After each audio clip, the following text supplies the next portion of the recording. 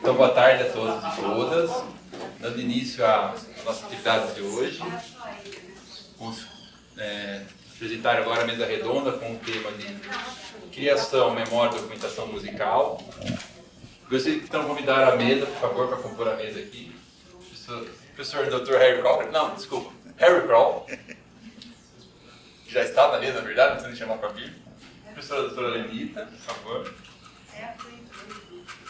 Professor Dr. Flávio Carvalho e professora doutora Denise Garcia, que na verdade é quem vai conduzir os trabalhos. Bom, boa tarde. Eu estou sendo moderadora tampão, tá? Era para ser a professora Suzel e a professora Suzel teve um imprevisto de uma banda na USP e você eu mesma. Bom,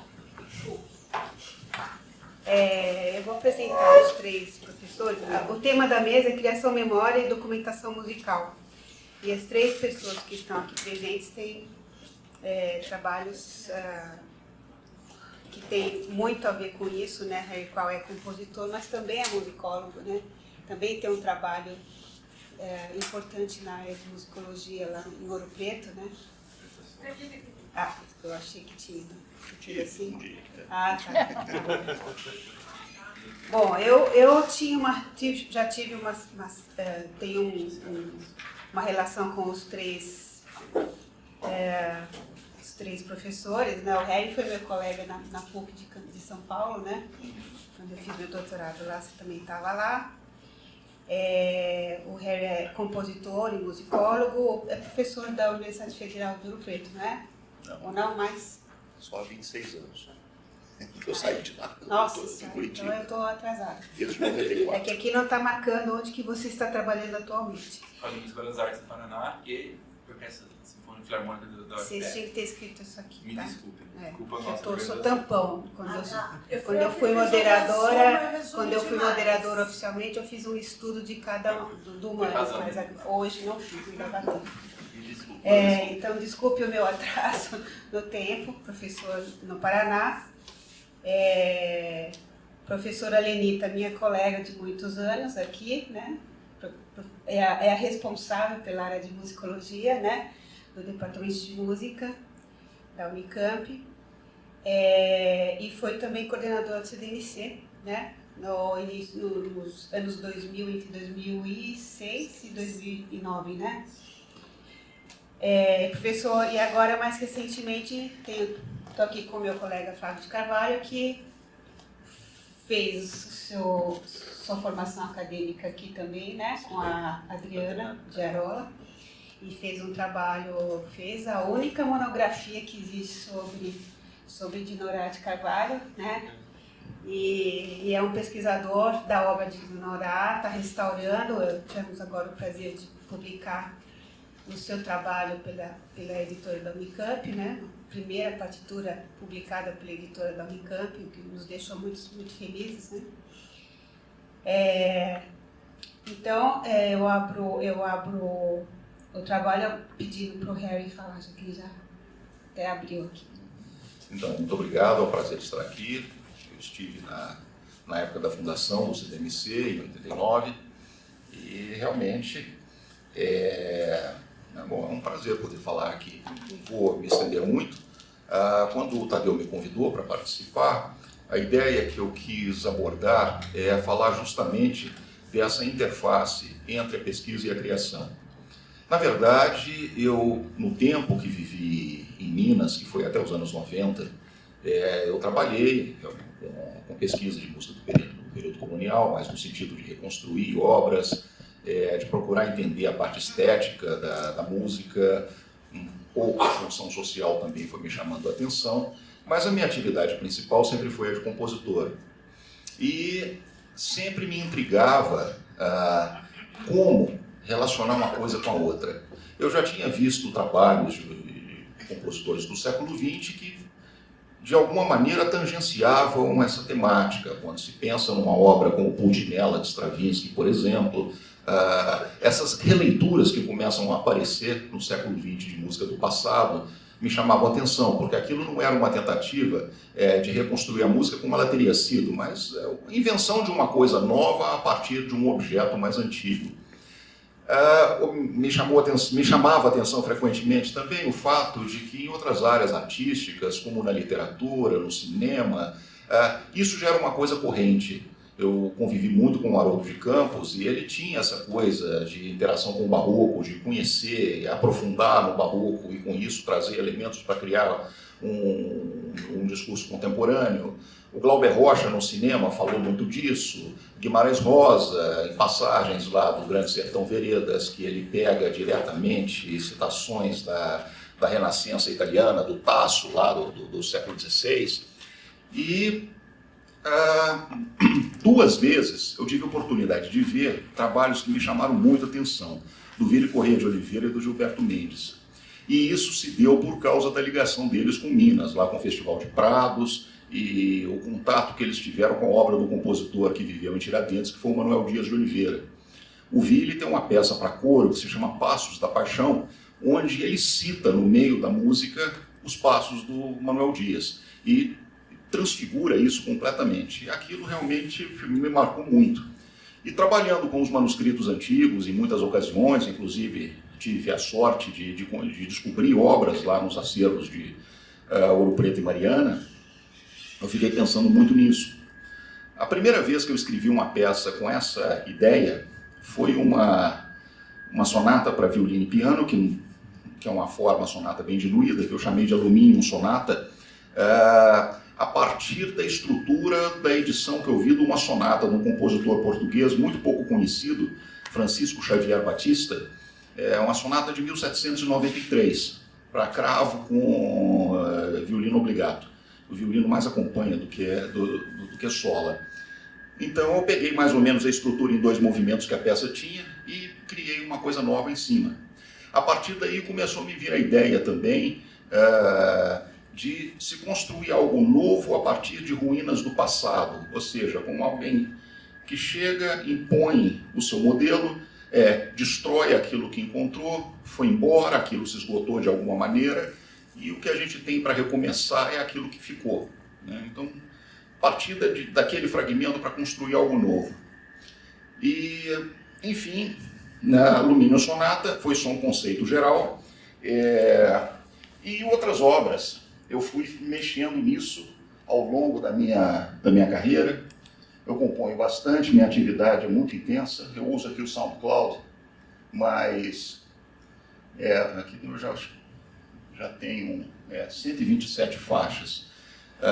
Eu já compus até agora, eu numerei 181 obras, e se olhar individualmente as peças nos ciclos e tudo, aí vai longe. De qualquer maneira, assim, eu estou sempre terminando uma peça, começando outra, e cada vez mais. E essa temática sempre foi muito recorrente. Há pouco tempo, eu conheci o trabalho do Luciano Berio, que fez justamente de releituras de várias obras. E uma das peças mais impressionantes que eu vi é uma obra que ele chamou de rendering para orquestra, que seria visão pessoal de alguma coisa, né? Não existe uma tradução para a língua latina desse verbo, que ele pega fragmentos da 10ª Sinfonia de Schubert, que eu nem sabia que existia. E ele começa a reconstruir a 10ª Sinfonia de Schubert, só que falta pedaços enormes na obra. E ele inventa, ele vira ele sai do Schubert, entra na música dele e volta com uma naturalidade, com uma maestria de uso da orquestra, que é uma coisa impressionante. Então, assim, eu falei, opa, estou num caminho legal, como diz, estou em boa companhia nisso, né? Muito embora já tivesse feito muita coisa quando eu vi esses trabalhos do Berio. Eu quero mostrar primeiro nessa peça aqui, que eu chamei de Recitativo e Área, que tem uma história curiosa nisso aqui. Essa peça foi escrita por encomenda do Guilherme Goldberg, lá do Rio Grande do Sul, para um encontro em Pelotas, de musicologia, crítica musical, e era um grupo lá com essa formação de mezzo-soprano, flauta e piano. Então, beleza, pensei no Recitativo e Área da Bahia, né? 1759, eu falei, vou fazer um Recitativo e Área e vou usar textos do Gregório de Matos.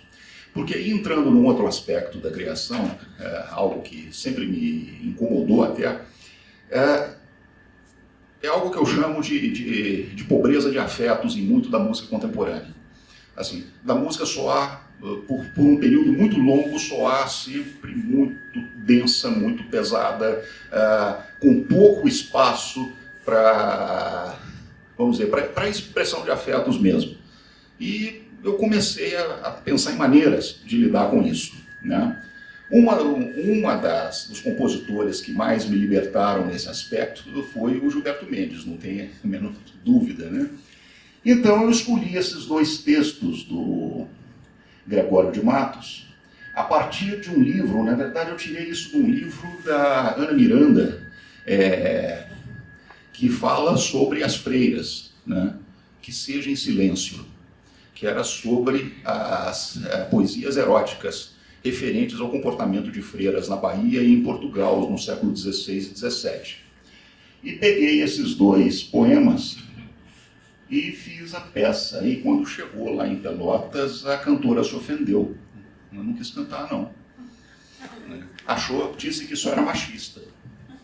Aí eu fiquei pensando, né? Falei, bom, um negócio escrito no século XVII, né? E, enfim, todo divulgado no sentido de mostrar a necessidade de liberdade que essas freiras tinham, que sentiam, que elas eram oprimidas, a maioria era julgada naqueles conventos sem menor vocação para isso. Então o recitativo diz lá: meninas, pois é verdade, não falando por brinquinhos, que hoje aos vossos passarinhos se conceda liberdade. Fazei-me nisto a vontade de um passarinho me dar. E não o deveria negar, que espero não concedais, pois é dia em que deitais passarinhos a voar. Aí uma explicação na própria edição: as religiosas, que uma festividade que celebraram, lançavam a voar vários passarinhos. E é ótimo que a língua portuguesa permite, né, todas as ambiguidades que a gente sabe. Enfim, então fica muita coisa no ar. Aí depois a área, que é o pica-flor, né? Há uma freira que, satirizando a delgada fisionomia do poeta, lhe chamou de pica-flor. Se pica-flor me chamais, pica-flor aceito ser. Mas resta agora saber se no nome que me dais, metei a flor que guardais no passarinho melhor.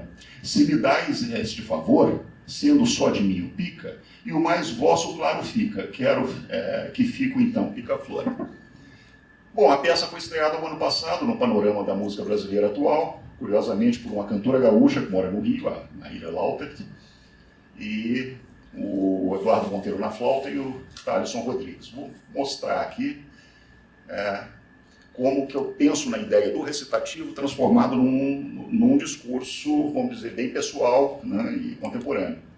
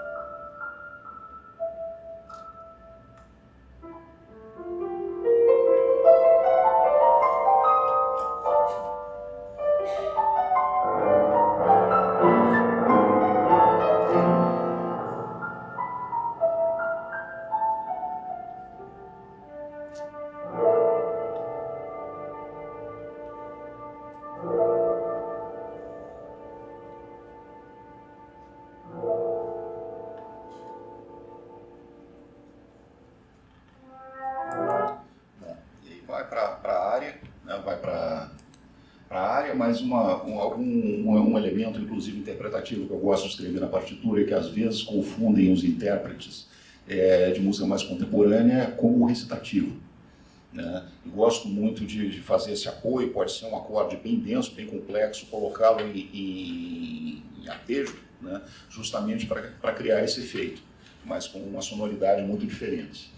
Bom, eu tenho aqui vários exemplos, mas uma outra coisa que eu gostaria de mostrar também é essa peça aqui, não vou mostrar, mas depois vocês podem ouvir, a Suíte Antiga Brasileira. E aqui é uma releitura mesmo. Eu peguei 3 peças do período colonial e fiz a maneira do Stravinsky, para a orquestra lá da Federal do Paraná, que eu sou diretor artístico.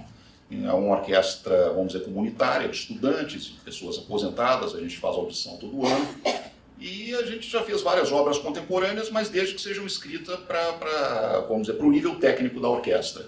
E essa peça foi feita com essa finalidade, já foi tocada em várias ocasiões, enfim. Deixa eu ver uma outra coisa aqui. Essa questão de usar o fragmento para construir uma coisa nova ganhou para mim grandes dimensões.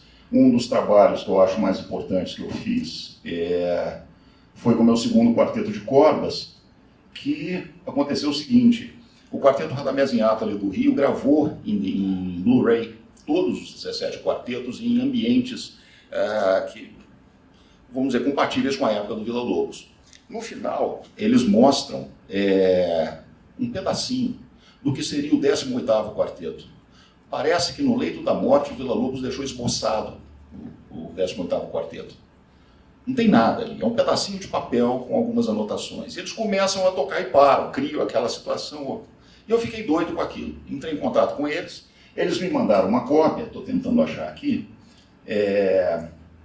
Eu falei, eu quero escrever o meu segundo quarteto de cordas a partir disso. E foi o que eu fiz. Eu me bati em cima desse pequeno trecho por praticamente um mês e acho que matei a charada. Assim, falei com eles, dei uma solução diferente da que eles tinham dado e coloquei o seguinte. Tá aqui. Isso daqui é um dos compassos. Né? Eu olhando para isso daí, eu cheguei à conclusão que o Villa-Lobos introduzia o tema no segundo violino e o primeiro violino respondia. Isso não era a mesma coisa numa linha só. Então, tentei reconstruir os 2 compassos iniciais, mas isso daí serviu de material de base para eu fazer o quarteto.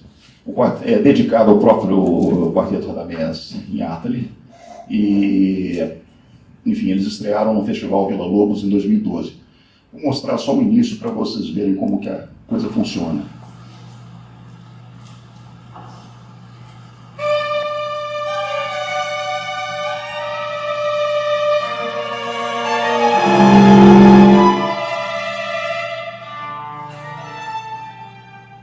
Isso foi o Villa-Lobos.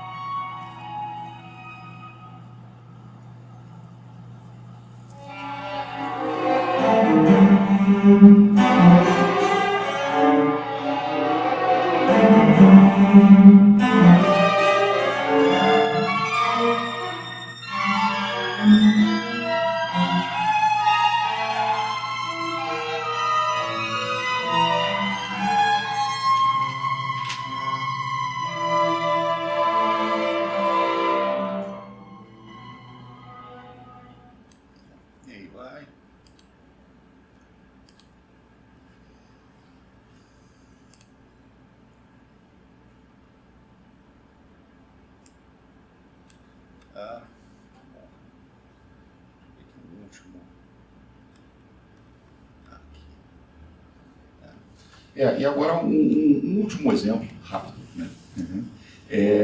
De uma peça que eu fiz a partir de um fragmento colonial, né? Na verdade, é um pequeno coral. Um dos trabalhos maiores que eu fiz de transcrição já foi trabalhando para a Camerata Antiga de Curitiba. Aliás, minha relação com Curitiba começou através da Camerata. Eles me encomendaram fazer uma transcrição de uma obra que eu considerasse importante para a Camerata apresentar. E eu me detive durante 6 meses sobre um ofício de Domingo de Ramos, do Lobo de Mesquita, de 1782. E eu tinha ganhado, não fazia muito tempo, de uma grande amiga, Ana Maria Parsons, um teatro eclesiástico, uma edição original de 1815, e que tinha todos os gregorianos de liturgia de uma boa parte do ano. Era um volume só, depois eu vinha saber que originalmente eram 2 volumes. Mas o que aconteceu é que tinha uns trechos dentro desse ofício que eram muito difíceis de resolver, porque eram fragmentos pequenos e faziam referência à Paixão segundo São Mateus. Aí eu fui lá e achei tudo nesse teatro eclesiástico. Na verdade, havia inserções imensas de canto gregoriano ali no meio, né? E era uma obra, assim, do ponto de vista prático, hoje em dia, muito difícil de ser montada e para ficar interessante também. Assim, ela pode se tornar um negócio muito monótono. E logo no início ele faz um incipit, de um curtinho, é um pequeno coral que ele fala e começa a Paixão segundo Mateus, em latim. Eu peguei esse fragmento e escrevi essa obra que chama Tenebra et Stelle. Gosto muito de dar títulos em latim, porque o latim é algo, vamos dizer, relativo ao Ocidente como um todo, sem favorecer necessariamente nenhuma cultura diretamente. E eu fiz essa obra por encomenda de um grupo na Eslovênia, que é o MD7, Música Danubiana 7, por uma instrumentação muito peculiar. Eu vou mostrar só o início aqui. Essa apresentação foi feita num Festival Música Nova de 2013, é o Cláudio Cruz que está regendo, um grupo de membros da Orquestra Jovem do Estado.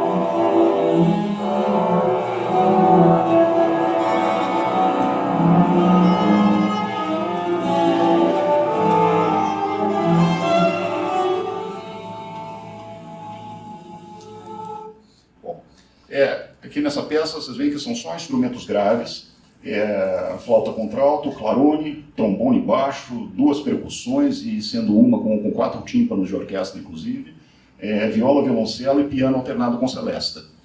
né? Eu já fiz algumas peças para essa formação, que tem alguns grupos no leste europeu com esse tipo de formação específica, né? Eu já escrevi uma peça grande também para um grupo na Romênia, mas enfim, essa peça Tenebra et Stella quer dizer trevas e estrelas, né? E, enfim, é um painel sonoro bem grande a partir desse pequeno coral do Lobo de Mesquita. Bem, enfim, é isso, né? Aberto a perguntas e muito obrigado.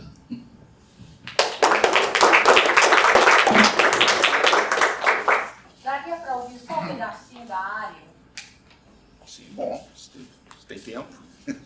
Não, É que as perguntas são depois. Depois Ah. ele mostra. Vamos fazer Vai- o vai ter mais pessoas. falarem. Tá. Então, vou fazer o Guarda, seguinte. guarda a pergunta. Se deixa eu diminuir aqui, aí depois a gente retoma lá. Você deve até deixar na área? Hum? Pode deixar, né? Não, mas é fácil de achar. Quer falar você, né, Lenita? Eu convido a professora Lenita, então.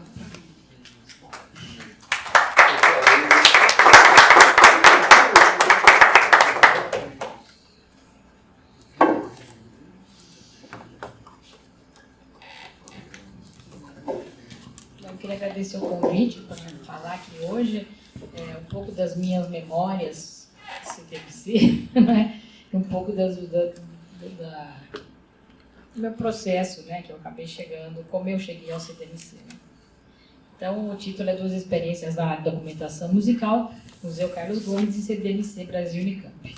Então, vão ser apresentadas duas experiências ligadas à preservação da memória e documentação musical, e a partir desses dois acervos são de caráter totalmente distinto, né? Tanto na Constituição como no tipo de documentação. Então, a primeira trata do Museu Carlos Gomes, onde eu trabalhei na elaboração, na produção do catálogo e na organização do acervo, que é composto por cerca de 700 manuscritos musicais produzidos ao longo do século XIX. A segunda refere-se ao então chamado CDMC Brasil Unicamp, que é um acervo constituído basicamente por documentos produzidos a partir da segunda metade do século XX. Minha experiência com acervos de manuscritos musicais do Museu Carlos Gomes vem de longa data, mas foi através de um contato que eu tive depois de formada com o professor Regis Duprá, né, e que ele me apresentou esse mundo que eu nem conhecia, né, dos manuscritos, e eu tinha tudo isso à minha disposição lá no Museu Carlos Gomes. Então, tendo contato com o Sérgio Duprá, ele me apresentou todo aquele material e eu comecei a trabalhar nesse acervo. É interessante que eu fiz música aqui na Unicamp, e naquela época o nosso currículo, embora tivesse mais disciplinas de conteúdo humanístico, né, que atualmente, inclusive, não havia nos cursos de graduação nenhuma ênfase à musicologia, da qual pouco ouvi falar durante 6 anos, que eu fui regente na época, era 6 anos, né? E 6 anos que eu cursei graduação lá na Unicamp. O que não é demérito para a universidade, que estava dentro do contexto da época, né? A musicologia ainda engatinhava, né? E aí a gente lembra dos pioneiros, que foi o próprio Regis Duprá, Cléo Professor de Matos, o padre Jaime Diniz, alguns outros que a partir da década de 70 começam a trabalhar com esse material brasileiro. Já tinha tido Curtilândia, enfim, mas efetivamente quem começa a trabalhar em termos acadêmicos são essas pessoas.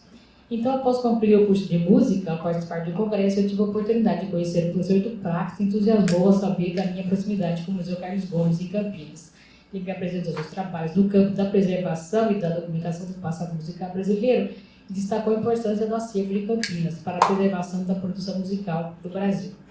E aí eu passei a organizar aquele acervo e que a maior parte dele é produzido por Manuel José Gomes, seria o pai de Carlos Gomes, né, grande parte do acervo, que foi mestre de capela em Campinas por mais de 50 anos. Então, uma produção bastante grande. E, naturalmente, algumas coisas Carlos Gomes teria que ter, porque o museu chama Carlos Gomes, né? E temos várias coisas, objetos, enfim, fotos, documentos, o piano de Carlos Gomes, várias coisas. A elaboração do catálogo de manuscritos musicais, que foi publicado depois, em 1997, tomou bastante tempo, já que foi necessário partir do zero. A documentação estava desorganizada, eu coloquei em pastas suspensas, mas não fiz qualquer ordenamento, né? Aí comecei o catálogo daquela forma que estava, desorganizado, eu fui fazendo, né? e posteriormente que isso foi organizado na ordem que saiu no catálogo, né? Após esse trabalho, por razões profissionais, eu saí, quer dizer, não é que saí, eu deixei de poder estar sempre no Museu Carlos Gomes, né?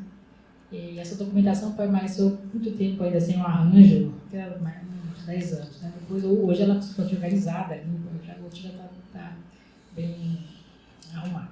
Bom, o acervo musical do Museu Carlos Gomes, então, é dividido em duas coleções, a primeira referente, naturalmente, ao titular do museu, né, Carlos Gomes, e a outra, que é a maioria dos documentos, manuscritos musicais, eu me refiro, são resultado da produção, então, do Manuel José Gomes, e também completado por outro filho de Manuel José Gomes, que é o Santana Gomes.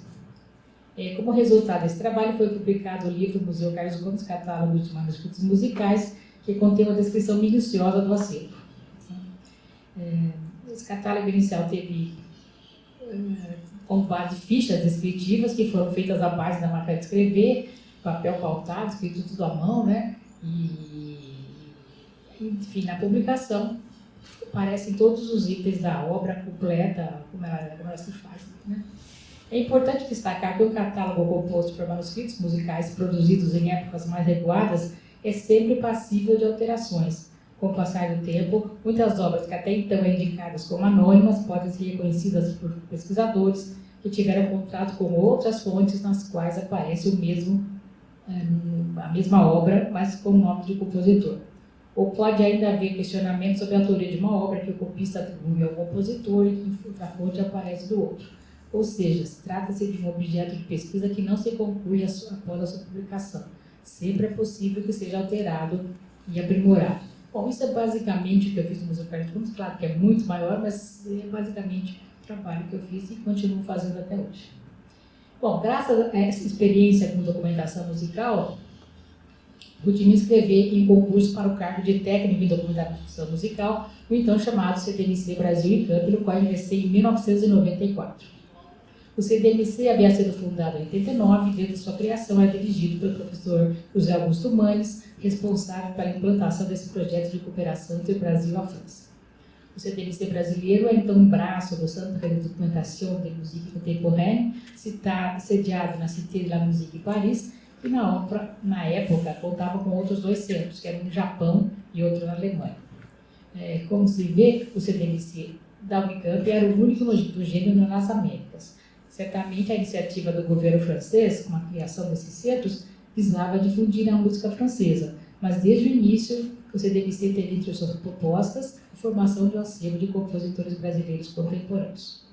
Quando comecei a trabalhar no CDMC, o CDMC ocupava um espaço bastante amplo no terceiro piso da Biblioteca Central, que havia sido projetado e imobiliado para receber o acervo de partituras vindas da França, bem como proporcionar aos estudantes de música e pesquisadores a oportunidade de ouvir as peças em vários aparelhos que estavam disponibilizados no salão. Havia também as partituras, né, e a maioria raríssimas do Brasil na época, né, ninguém tinha, e eram todas disponibilizadas ao acervo sonoro em fitas cassete, as velhas fitas cassete. Aliás, uma pergunta: o que vocês estão fazendo com as fitas cassete? Pergunta para o Nicolas. Estão sendo digitalizadas. Que bom. Material super importante. Querido aluno bolsista. Que bom. Eu ainda me lembro daqueles jovens estudantes de música que nos visitavam constantemente e passavam horas explorando as partituras, tanto no que se refere à análise musical como na escuta atenta das fitas que nos chegavam da França. Vários deles são hoje formados e vêm atuando na área musical relacionada à música contemporânea em universidades brasileiras. Nesse sentido, gostaria de destacar alguns deles, como Alexandre Lunsky, Bruno Ruviaro, Alexandre Fenerich, Inácio de Campos, mas principalmente o então estudante de graduação, Tadeu Tafarello, que hoje conduz a área de pesquisa do CDMC com grande dedicação e competência. Muito obrigado. É importante destacar a importância do CDMC naqueles idos da década de 90, quando não havia no Brasil praticamente nenhuma possibilidade de se conhecer o repertório musical contemporâneo, muito menos ter acesso às partituras. Estas eram enviadas pelo CDMC francês ao consulado da França e traziam publicações de importantes editoras europeias, que após catalogadas, não só as partituras, mas também o arquivo sonoro, eram colocadas à disposição dos consulentes. Foi ainda na década de 90 que demos início à publicação do Musicom, Guia da Música Contemporânea Brasileira, uma iniciativa de José Augusto Manes, do qual foi coautora. A ideia era publicar informações relativas a compositores, intérpretes e pessoas ligadas à produção da música contemporânea no Brasil. Conseguiu publicar 2 volumes do Musicom, o que foi bastante significativo para a atividade musical da época, ao interligar pessoas e instituições de forma que pudessem ser estabelecidas relações entre diversos atores do universo da música contemporânea. Na época já trabalhávamos em computadores, estava começando, né? Com o sistema operacional Windows, e aprendi a trabalhar com bases de dados utilizando o antigo software Fox Pro, inesquecível. O primeiro que a gente trabalha, a gente nunca mais esquece. Né? E foi através dele que fizemos toda a catalogação do acervo, partituras, arquivos sonoros, além da montagem das 2 edições do Musicom. Para mim foi um período de muito crescimento profissional e pude desfrutar de um excelente local de trabalho. Já havia sido iniciado o acervo de compositores brasileiros, que posteriormente seria ampliado, chegando ao acervo atual, que espero que ainda continue a crescer. Ingressei, tá mesmo? Ingressei como docente no Departamento de Música do Instituto de Artes, e após alguns anos lá, qual foi minha surpresa quando, no ano de 2006, fui convidada para ser coordenadora do CDMC. Porém, a estrutura já era outra. O CDMC não era ligado mais diretamente à reitoria, fazia parte da Coordenadoria de Centros e Núcleos da Unicamp, a COCEM. Foi um órgão criado para gerenciar todos esses centros e núcleos da Unicamp. Pelo que sei, atualmente são 21, sendo o CIDIC um deles.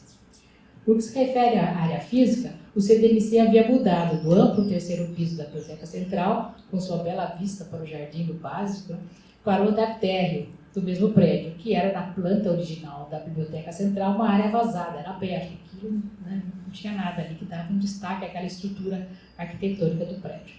Quando entrei na Unicamp, esse piso térreo já estava utilizado e ali funcionava uma farmácia e setores de acolhimento a estudantes que foram retirados quando o CDMC desceu. Terceiro andar. Uma locadora também. Tinha uma locadora de vídeo, né? Locadora de vídeo. Né? Era uma farmácia. Tinha uma farmácia, e tinha ali um site, não lembro bem. Bem, eu não participei desse processo da transferência do acervo do 3º piso para o térreo. Quando eu assumi a coordenação, os armários, os mobiliários já estavam todos instalados no lugar que hoje se encontram. Temos que reconhecer que se trata de um local adaptado, bem diferente da estrutura anterior, que foi inteiramente concebida para abrigar o CDMC. Certamente que no local anterior, as condições de guarda e preservação do acervo eram mais apropriadas, mas com o tempo tudo foi se adequando até chegar às condições atuais. No que se refere à questão administrativa, a situação também era outra. O convênio com a França havia vencido e não houve renovação, o que me parece foi uma atitude da França, unilateral da França, que também havia fechado seus outros centros, tanto na Alemanha como no Japão. Então, sem o crivo dessa relação internacional, em uma situação administrativa diferente, o CDMC passava por um momento delicado, já que, por sua configuração, não se adaptava às regras da COCEM para os centros e núcleos da Unicamp. Além de não ter em seus quadros nenhum pesquisador. Era um tempo que trabalhava no CDMC, não tinha um pesquisador no quadro de funcionários. Então, foi um tempo complicado. Por razões que não cabem aqui, deixei a coordenação do CDMC em 2007, retornando ao mesmo cargo no ano seguinte. A situação não havia mudado, ao contrário, havia sido aventada a hipótese de extinção do CDMC, com a entrega de seu acervo à Biblioteca do Instituto de Artes, que se opôs à proposta, alegando, como era correto, não ter espaço em suas dependências para receber o acervo nem pessoal para trabalhar com ele. Durante algum tempo foi possível contornar essa situação e evitar qualquer ação nesse sentido. Isso perdurou até que a nova coordenadora da COCEM, a professora Ícaro Otaviano, encampou a ideia de juntar as forças com outro órgão que também estava em dificuldades, que era o Núcleo de Informação e Difusão Cultural, NIDIC, também pertencente à COCEM, e que mantinha a orquestra, enfim, além de atividades musicais e pedagógicas. Eu acho que é importante para ter que esses órgãos isolados, eles não cabiam nas atividades da COCEM. Né? Quer dizer, o NIDIC sozinho não produzia pesquisa, né? E o CDMC não tinha estrutura para pesquisa, né? Porque não tinha o seu quadro completo. Então foi elaborado um projeto prevendo a criação de um novo órgão resultante da junção do CTMC com o IDIC, que uma vez aprovado nas instâncias superiores da universidade, foi implantado, criando-se assim o Centro de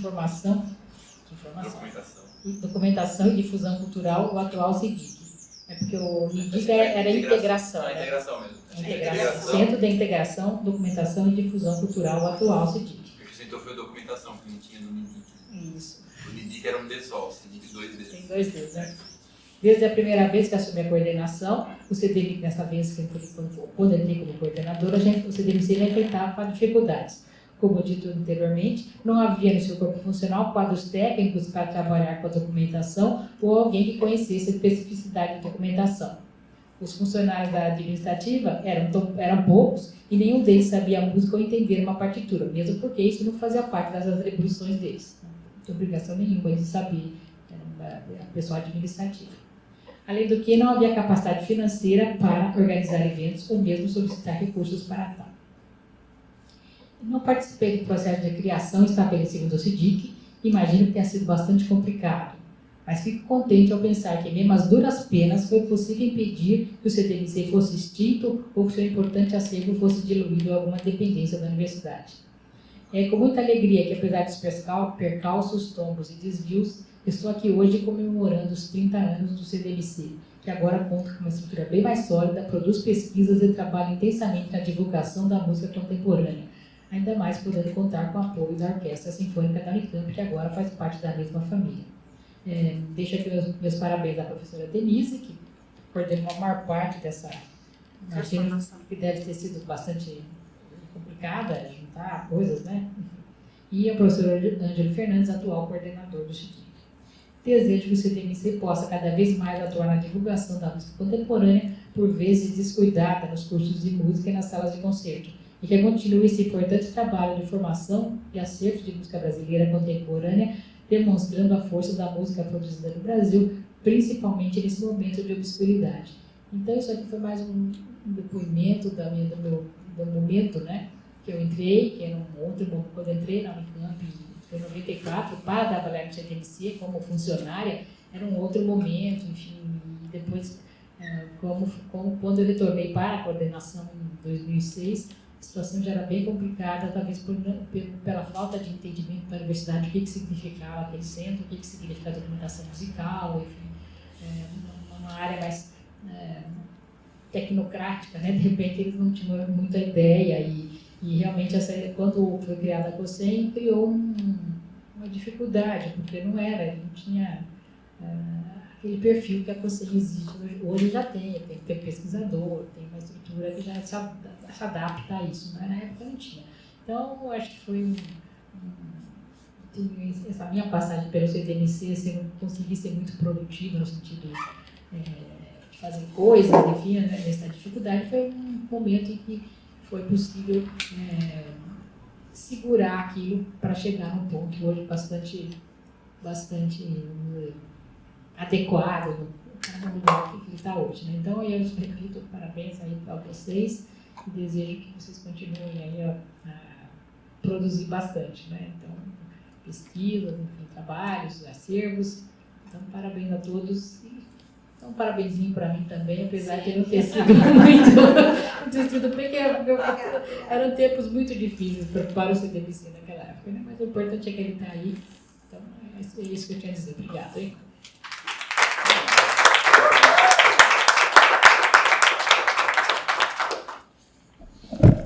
Super obrigada, Lenita, com o seu testemunho, né?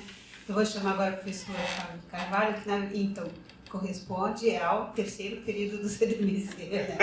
Bom, então, a primeira coisa que eu tenho a dizer é muito obrigado por eu estar aqui agora. Eu agradeço muito. Precisa ser no microfone? Tá bom. Então, eu tenho a agradecer a esse convite de estar aqui.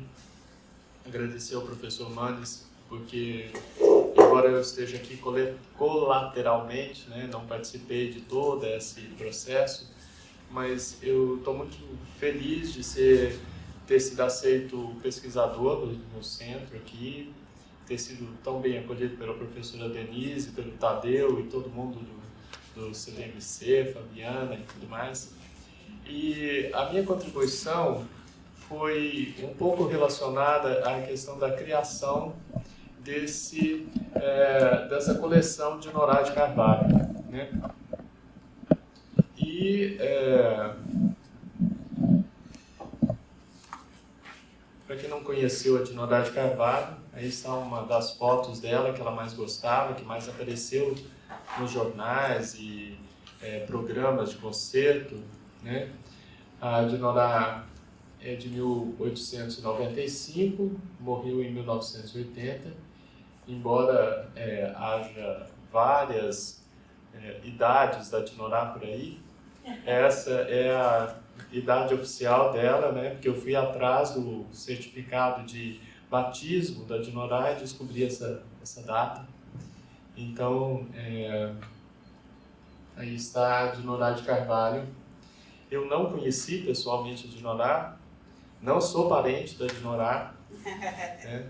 Embora também seja Carvalho.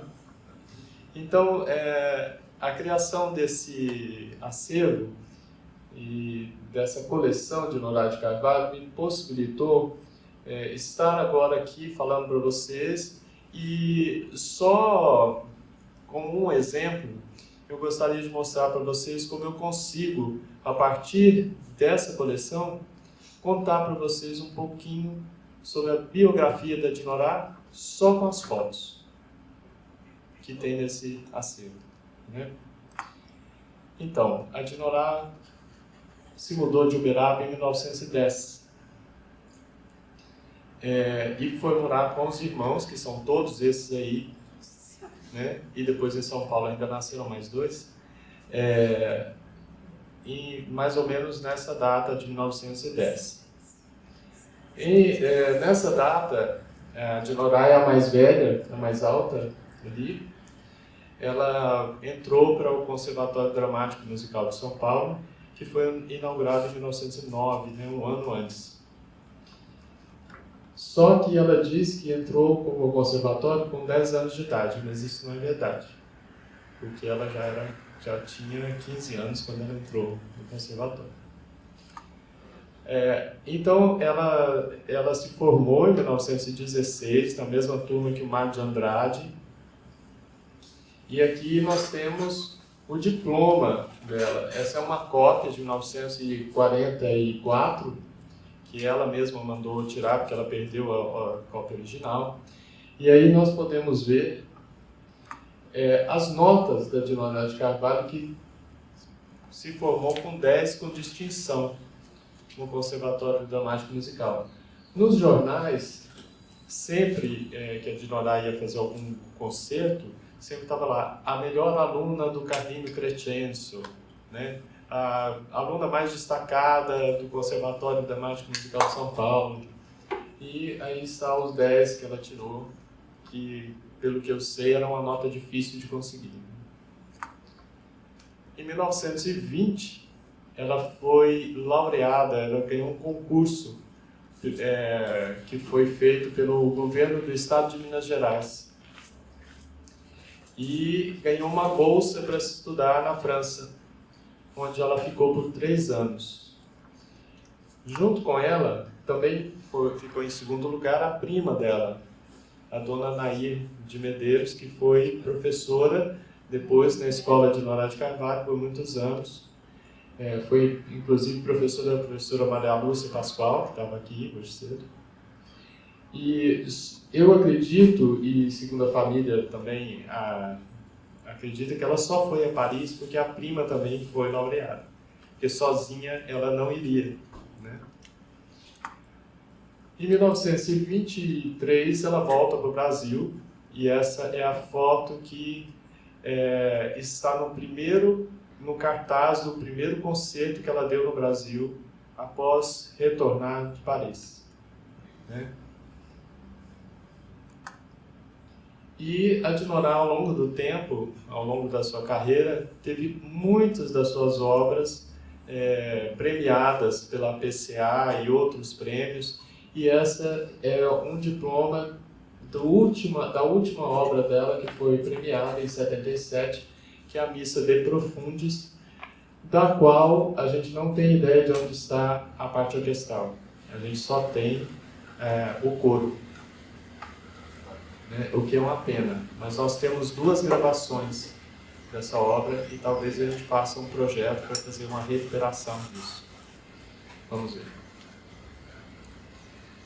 Bom, então falando um pouco sobre a formação do acervo da coleção de Norai de Carvalho, ele começou em 95, a partir da minha pesquisa de mestrado, onde eu fui apresentado a de Norai de Carvalho pelo professor Almeida Prado. E essa a maioria das partituras que hoje se encontram nessa coleção, elas estavam de posse do professor Túlio Colachot, que nos cedeu essas obras, e com elas nós iniciamos a coleção de Norai de Carvalho. Naquela época fazia parte dos acervos especiais da biblioteca do IA, que era no 3º andar ali da biblioteca e ficava numa sala climatizada, e esse acervo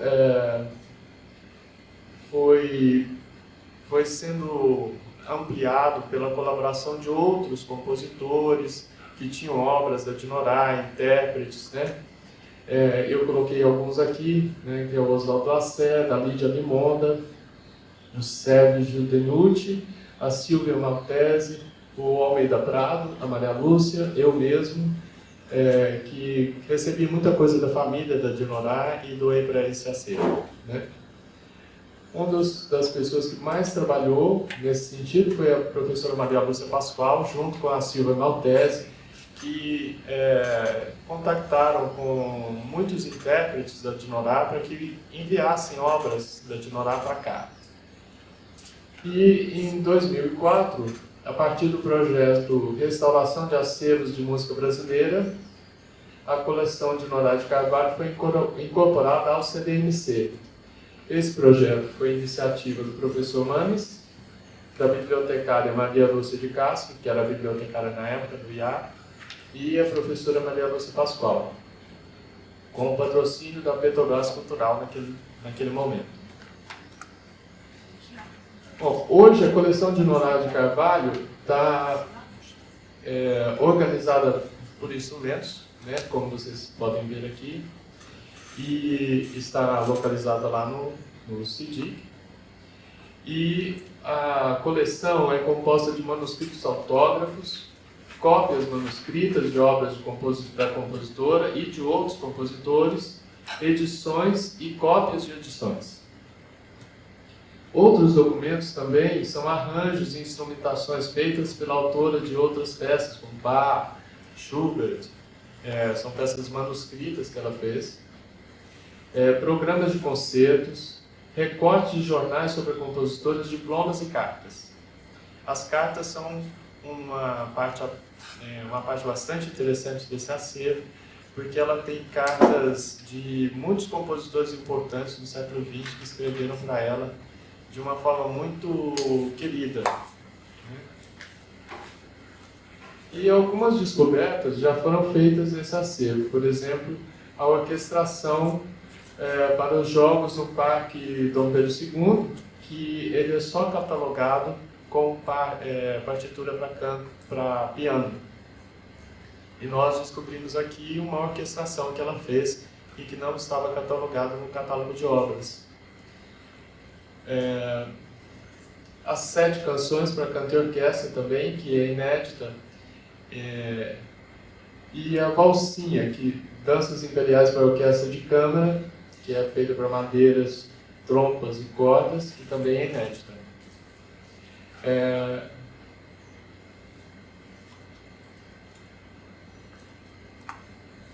Em 2017, então, eu comecei aqui no CDMC com um projeto como pesquisador voluntário aqui do CDMC.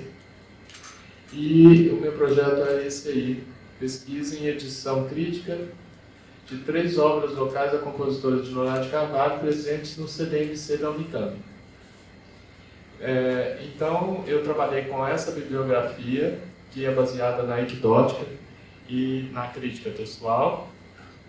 Esses são os principais autores que eu utilizei nesse período, né? Eu já vinha do meu pós-doutorado, no qual eu editei todas as canções da Dinorá, de Carvalho, e publicamos pela UFMG, né? Então, eu cheguei aqui para trabalhar com essas obras.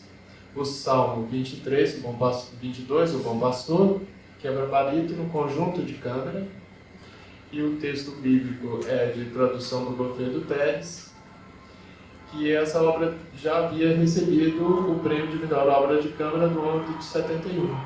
Foi publicada agora pela editora da Unicamp. Para essa edição, nós tivemos um apoio muito forte do Dr. Pedro Luiz, que é o sobrinho neto da Dinorá e que cuida das obras dela, e também da família do Sr. Goffredo Teles, que é pai do Goffredo Teles mais famoso, que é foi ex-marido da Lígia Fagundes Teles, né, e tal. É o pai dele. E a família me recebeu muito bem e aprovou a edição e tal. Então eu tive esse conforto de ter esse apoio, né, que nem sempre é fácil. E as obras para coro da Dinorá de Carvalho, que conta com 8 obras. Acalanto, Olelê, essas todas que estão aí.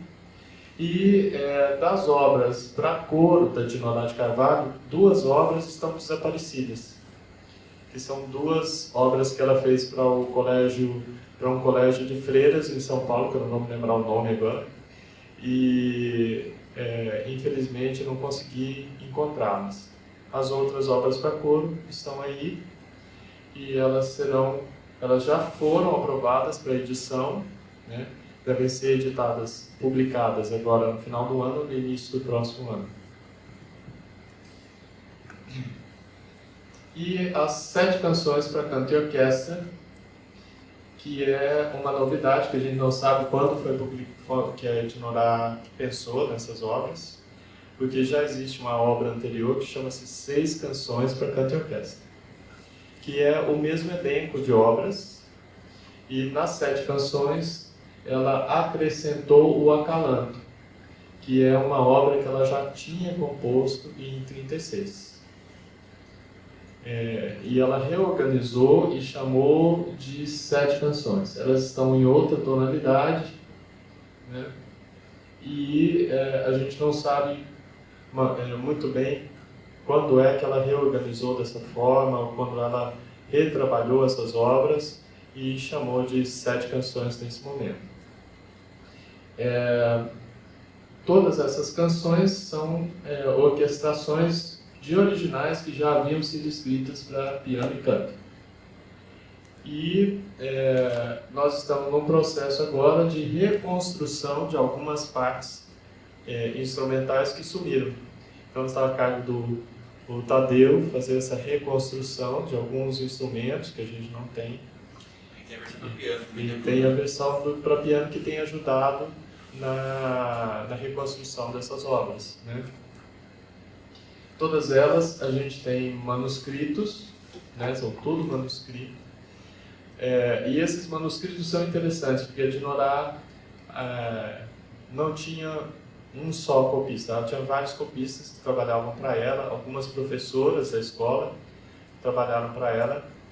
Embora às vezes a gente tenha o conteúdo musical escrito por uma pessoa, o título escrito pela Dinorá, ela está assinado pela Dinorá, e tem o visto da Dinorá, mas o conteúdo musical é escrito por outra pessoa, né? Então eu acho que elas mandaram ao copista, né? Então tem ainda essa autoridade do compositor, está lá, né? Escrito. Oi?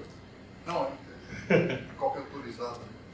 Tem a autoridade do compositor, né? E um outro trabalho que nós vamos ouvir amanhã, né, pela Orquestra Municipal de Campinas, que é o trabalho do Tadeu, que a gente encontrou aqui a ouverture da obra Noites de São Paulo, que a Dinorá não editou. A primeira audição foi em 36 ainda. Ela foi, a primeira audição foi com a abertura orquestral. As canções nunca foram orquestrais, elas sempre foram para canto e piano. Mas ela não editou a parte orquestral da abertura. Então nós encontramos o manuscrito autógrafo e ela vai ser apresentada agora e a gente pretende também enviar para publicação. Agora, 2019-21 é meu novo projeto, né, que é a criação de uma biografia circunstanciada por periódicos da Dinorá de Carvalho e um novo catálogo de obras, porque do catálogo de obras que ela tem, que é aquele publicado em 77 pelo Ministério das Relações Exteriores, muita coisa já mudou e nós já temos obras novas. E na pesquisa que eu tenho feito ao longo do tempo com as obras da Dinorá, eu já tenho percebido que há alguns erros, por exemplo, de datações de primeiras audições. Às vezes tem diferenças assim, até de 10 anos de diferença das primeiras audições. Então, tem muita coisa para ser refeita nesse catálogo de obras e trabalhar com um catálogo de obras que seja um catálogo mais amplo do que aquele que já existe, né? E uma biografia nova da Dinorá de Carvalho. Nesse sentido, muita coisa na minha pesquisa a gente já encontrou de novidades sobre a Dinorá de Carvalho que ninguém nunca falou, nem ela, né? Uma delas é apresentadora e editora de programas de rádio na década de 30. Ela fazia programas de rádio na década de 30. Tanto programas de áudio na rádio...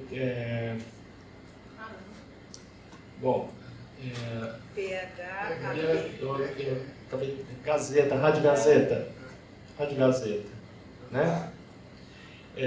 Ela tinha tanto programas de difusão de discos, quanto fazia aqueles recitais que eram irradiados ao vivo, né? Durante toda a década de 30. Eu coloquei um aqui, que foi, só para a gente ter uma ideia, né? E aí tem todo quais eram as obras que iam ser apresentadas no programa, né? Então, tem Vila Lobos, Schumann, Júlio Reis, tem gente aí até que eu não soube falar, né? Regente de orquestra. Então, aí um anúncio de jornal e eu tenho também que vou mostrar para vocês agora, o programa desse concerto. E no programa está dizendo que essa é a primeira vez que Dinorá de Carvalho rege uma orquestra, né?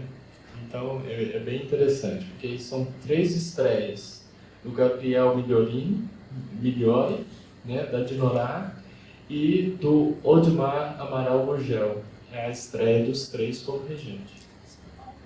Em São Paulo. São Paulo. Sim. Aqui está o programa. E é interessante porque a Dinorá rege pela primeira vez e apresenta 2 obras suas, né? E o que mostra um pioneirismo dessa mulher que é extraordinário, né? Além de reger uma orquestra nessa época, ainda rege as suas próprias composições, né? Em primeira audição, né? Então... E também tem outras coisas, por exemplo, sua participação política na Revolução Constitucionalista de 32 ao lado dos paulistas, não foi ao lado dos mineiros, né? Ela fazia concertos, ela fazia jantares para arrecadar fundos para as tropas e tal. A forte atuação dela junto à Academia Brasileira de Música, da qual foi membro fundador, principalmente na década de 60, onde ela se atreveu a ser membro da diretoria.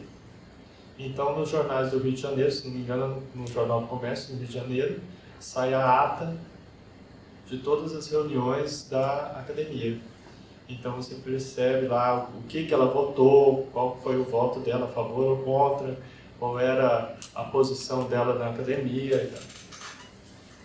Seus trabalhos sociais em prol da educação de crianças, né, na cidade de São Paulo, que também é bastante importante, eu acho. Dinora de Carvalho como colunista nos periódicos paulistanos e cariocas. Ela fazia crítica de arte no jornal. E a sua atuação como criadora e regente da Orquestra Feminina de São Paulo, nas décadas de 40 e 50. Ela criou uma orquestra só de mulheres. Né? Feminista ela, hein? Nu. Então aqui eu trouxe para vocês verem. Aqui ela é de 42, é o jornal mais antigo que eu tenho sobre a orquestra. A Orquestra Feminina foi reorganizada e vai entrar imediatamente em atividade. Se ela foi reorganizada, é porque ela já existia antes. Né? Então, ainda não consegui um jornal mais antigo que me permita dizer quando que ela organizou e tal, mas estou a cata. Né? E aqui um outro jornal, que é de 1954, com um concerto da orquestra. Então, pelo menos até 54, a orquestra funcionou ativamente. Nesse período, tem concertos da Orquestra Feminina aqui em Campinas, em Campinas, tem em Ribeirão Preto, Sorocaba, Piracicaba, um monte de lugares, né, aqui no interior de São Paulo e na capital. Ok, finalizando, ainda há um caminho longo a ser percorrido nessa pesquisa dentro da coleção de Dinora de Carvalho, porque o grosso da pesquisa dela não é para canto, é para piano, né? Visando um conhecimento mais abrangente da produção musical dessa compositora e de suas interrelações com outros compositores, outros campos de pesquisa. Já começam a surgir alguns outros pesquisadores interessados na coleção, o que nos agrega muitíssimo e renova nossas forças para continuarmos nossa jornada, revelando a Dinora de Carvalho ao mundo. Porque eu acho que é uma compositora preciosa e a gente precisa conhecer. A gente só vai conhecer se a gente tiver edição, se a gente tiver publicação, se a gente tiver pesquisa. Né? Porque senão ninguém vai conhecer essa mulher. Né? Então, muito obrigado, agradeço.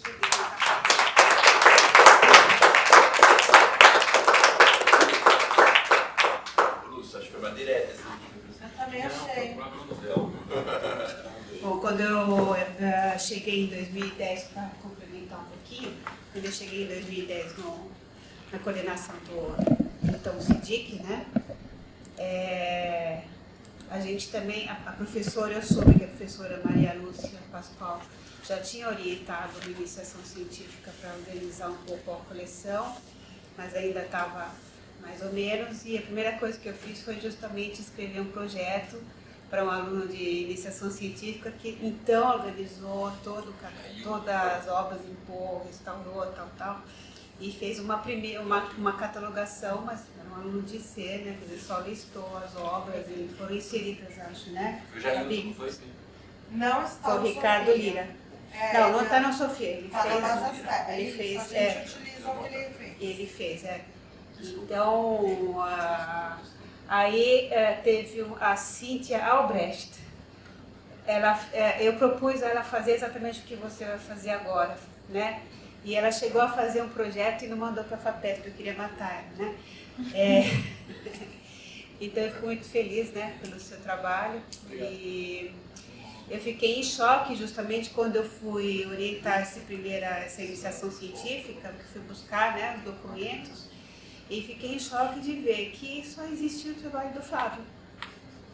Não existia nada escrito sobre Dinora, nenhuma monografia, a não ser do Flávio, que por sorte, né, publicou a sua dissertação de mestrado em livro, então é o único trabalho que a gente tinha, né, publicado sobre Dinora, e é um contraste fenomenal, né, em relação aos compositores, né, uma compositora que teve tamanho hall de atividades e importância, né, foi a primeira mulher fazer parte da academia, por exemplo, membro fundador, né? E não tinha nada sobre ela, quer dizer, não, né? Então, e ficamos então extremamente felizes, né? Que fomos Tadeu e eu negociar essa publicação dessa edição e fiquei feliz que a editora falou sim logo de cara, né? Porque eu falei, bom, ela não é tão conhecida, porque quando eu fui propor para a editora publicação de obras, partituras, o então editor, né? Que não está mais lá, ele só falou para mim, Almeida Prado eu publico. Eu falei, e os outros, né? Tudo bem, legal publicar Almeida Prado, mas e os outros, né? Almeida Prado já tem, né? Já tinha um editor na Alemanha, né? Então, enfim, então só queria complementar com esses comentários, né? Obrigado. Bom, eu abro para Eu queria saber se tem gravações da obra dela. Então, tem algumas gravações. A Isis Mourão, estou certo o nome? Gravou algumas coisas dela, a obra para piano. A Adélia Issa gravou agora 2 canções da Dinorah, se não me engano, 2 ou 3 canções da Dinorah agora. Há uma gravação antiga de algumas canções da Dinorah também, não vou lembrar agora o nome, e eu vou lançar agora no final do ano todas as canções da Dinorah no CD. Já estão gravadas, já estão prontas, estou esperando só para lançar. São essas as gravações que tem. Existe uma gravação da Dinorah com ela tocando algumas obras dela para piano, mas eu não consegui até hoje acessar essa gravação, nunca achei. Mas no jornal tem lançamento, eu já vi várias vezes. Dinorah lançou no Rio de Janeiro suas obras para piano, etc. Mas eu não consegui até hoje achar essa gravação. Bom, tem mais algumas perguntas para todos os prezados professores que já apresentaram? Perguntinha, posso? Pode? Fala. Não, mas depois pode abrir também. Ficou a mesa vazia lá. Já tem também uma pergunta da Ana pro Harry também, uma solicitação, né? Não esqueci. Primeiro começar de trás para frente. Leni, não, tudo bem. Primeiro eu queria parabenizar pelo belo relato que você deu em relação ao CDMC, tudo que aconteceu no período talvez de maior dificuldade por qual o CDMC passou. Nós também, o CDMC, totalmente somos gratos por você ter, de certa maneira, conduzido o bastão, né, para que hoje possamos estar aqui ainda, né? E realmente, na época do Manes, houve uma produção, uma efervescência cultural muito significativa, tanto que é bastante lembrado por tudo que ele fez no CDMC. Mas você passou pelo CDMC num período realmente de mais baixa, assim, até de questionamento dentro da universidade. Então, acho que a gente não perder essa memória, ter esse resgate e lembrar desses aspectos, acho que são super importantes também para a memória nesses 30 anos do nosso centro, que grafado também em tudo que aconteceu. Muito obrigado, professor. Mais comentário. Ao Flávio, só uma questão, Flávio, talvez, eu gostei bastante.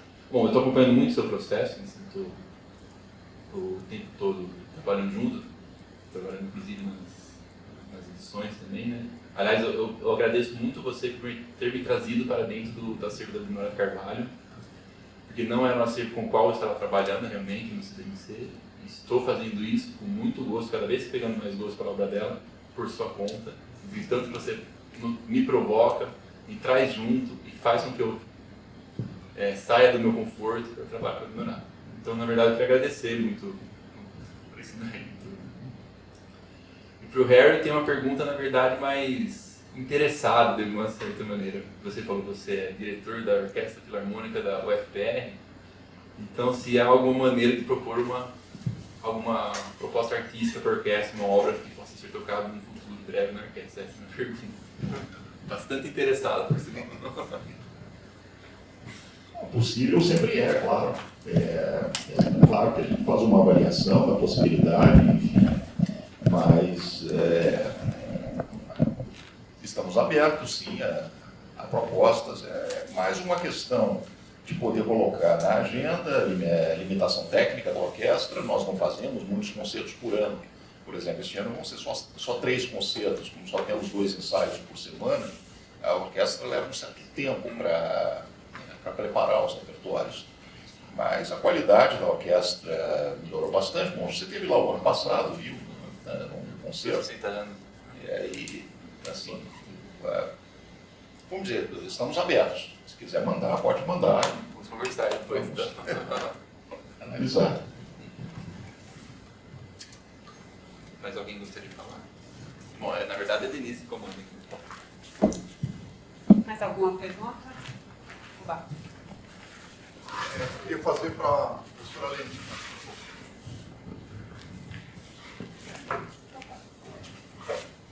Então, cabe 9, mas está aí. Não, calma, esse cabo ele é muito maior. João, Tá. ó, agora ele dá a volta na escola até aqui, ó. Você estava preso.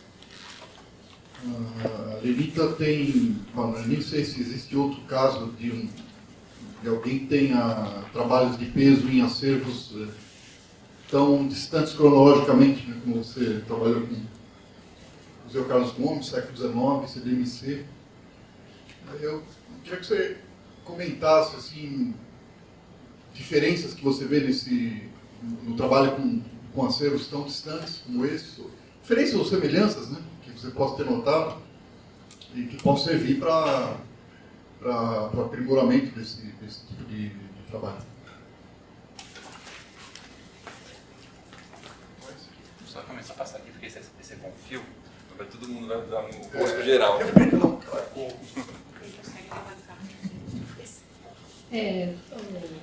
O trabalho que eu fiz no Museu Carlos Gomes é um trabalho que saiu do nada, né? Um trabalho que não tinha estrutura, que era um trabalho de pegar as músicas que estavam lá, que a gente sabe que só estavam lá porque eram do pai do famoso, só sobraram porque, né, ninguém jogou fora porque era do pai do músico famoso. Então, mas estava ali no canto, não tinha tratamento nenhum, né? Então foi um trabalho assim que levou bastante tempo de organizar tudo aquilo, enfim. E continuamos trabalhando ainda até hoje nesse material, né? Digitalização, enfim. E material mais perecível. Então tem uma diferença, né? Acho que a principal diferença é que é um material que você tem que ter muito cuidado para trabalhar, enfim.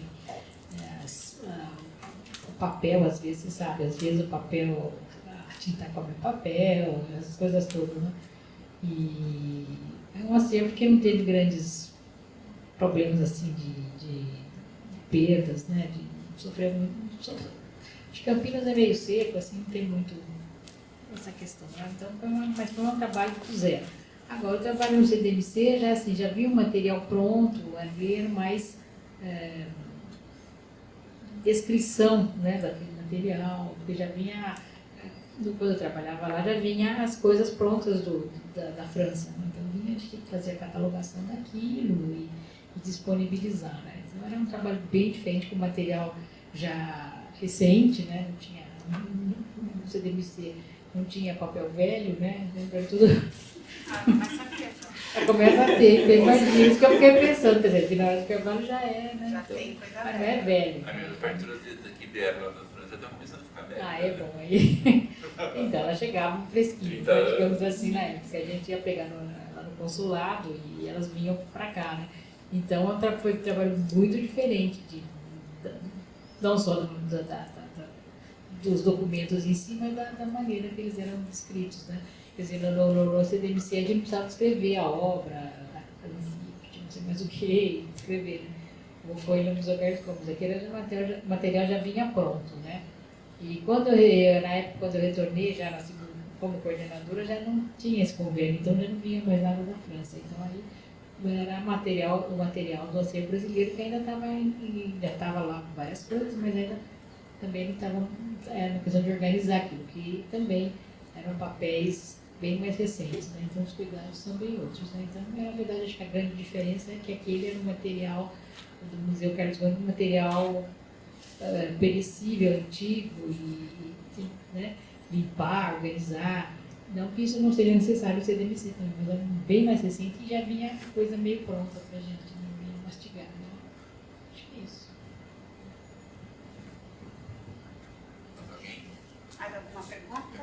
Se ninguém tiver, eu vou complementar. Tá, Posso? depois a primeira. Alguém quer complementar? Não posso. Não, eu queria então complementar de algo que eu esqueci. Que eu comentei sobre a questão da efervescência e tudo que o Manis fez, que realmente é indescritível para que o CDC esteja aqui. Esse momento mais de vacas magras, diria assim, pelo qual a Lenice passou, que também a nossa CDC também somos muito agradecidos por estarmos ainda vivos por causa do seu trabalho. Mas eu queria destacar também o grande trabalho que a professora Denise Garcia teve à frente do CIDIC, ela foi coordenadora do CIDIC, o órgão ao qual, como a professora Lenica relatou, ao órgão ao qual o CDMC hoje faz parte. Porque se hoje estamos tendo pesquisadores dentro do CIDIC, pesquisas acontecendo, uma bibliotecária que está catalogando a obra, e tudo isso que está acontecendo hoje no CIDIC, imagino que estamos num momento de recriação do CDMC, de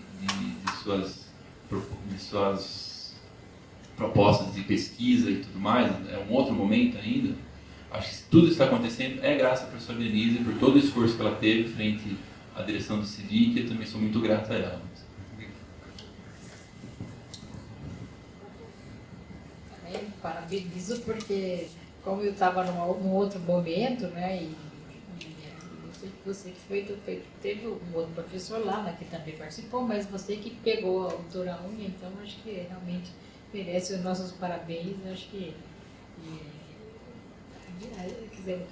conseguir todo esse corpo de funcionários, ter essa estrutura toda, imagino que tenha sido muito empenho da sua parte para conseguir formar um grupo como está hoje, né? Então, parabéns também.